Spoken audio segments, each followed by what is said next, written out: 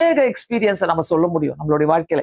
எங்க போனாலும் எந்த இடத்துல போனாலும், ஆண்டவரே எனக்காக ஒரு ஆயத்தப்படுத்தி வச்சிருக்கிறீங்களே, எனக்காக எதையும் ஆயத்தப்படுத்தி வச்சிருக்கிறீங்க, எனக்காக செய்து முடிப்பவர், எனக்காக யாவையும் செய்து முடிப்பவர், அப்படி சொல்லிக்கிட்டே போங்களேன்.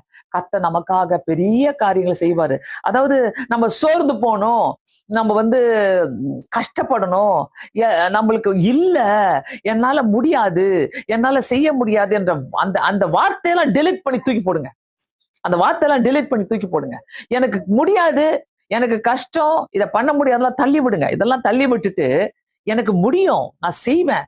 சில இடங்களில சாத்தான் நம்மளை கட்டி போட்டு வச்சிருக்கிறான், நம்மளை கட்டி அதே இடத்துல வச்சிருக்கிறானாக்கா, அவனுக்கு அந்த இடத்துல நீ இருக்கணும்னு ஆசை.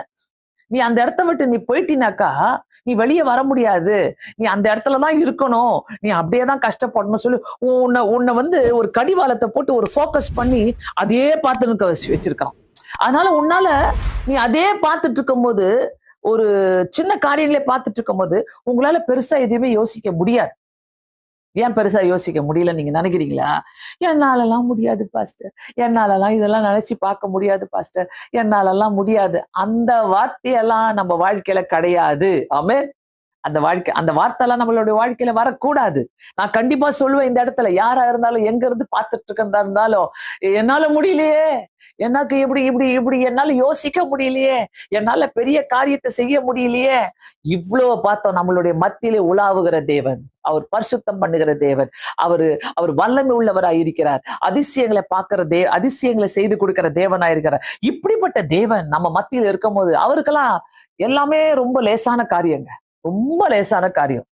நீங்க எடுத்திருக்கிற ஒவ்வொரு பிரச்சனை பாத்தீங்கன்னா, உங்களுடைய பிரச்சனை, உங்க தேவைகள், உங்களுடைய ஒவ்வொரு காரியமும் அவருக்கு லேசான காரியம். நம்மளுக்குதான் மலை மாதிரி இருக்கும். நான் இந்த வசனத்தை நேத்து முந்தா நேத்து நான் சொல்லிக்கிட்டு இருந்தேன். மலைகள் விலகினாலும் பர்வதங்கள் நிலை பெயர்ந்தாலும் என் கிருபை உன்னை விட்டு விலகாதுன்னு சொல்றாரு. மலையை அதெல்லாம் விலக முடியுமா? மலையே விலகுமா? ஆண்டவர் சொல்றாரு, மலைகள் விலகினா கூட, பர்வதங்கள் நிலை பெயர்ந்தாலும் என் கிருபை உன்னை விட்டு விலகாது. அதான் நம்மளுடைய தேவன். எங்கன்னா கைவிட்டு இருக்கிறாரா? எந்த இடத்துலனா அவரை நோக்கி பார்க்கும் போது எங்கன்னா கைவிட்டு இருக்கிறாரா?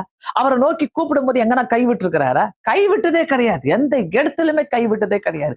ஒரு நாளும் நம்மளை வெட்கப்படுத்தவும் மாட்டாரு, ஒரு நாளும் யாருக்கு முன்னாடியும் நம்மளை கேவலப்படுத்தவும் மாட்டாரு. அப்படிப்பட்ட தேவன். ஒரு தடவை நீங்க அவரை ஏத்துக்கிட்டீங்களா?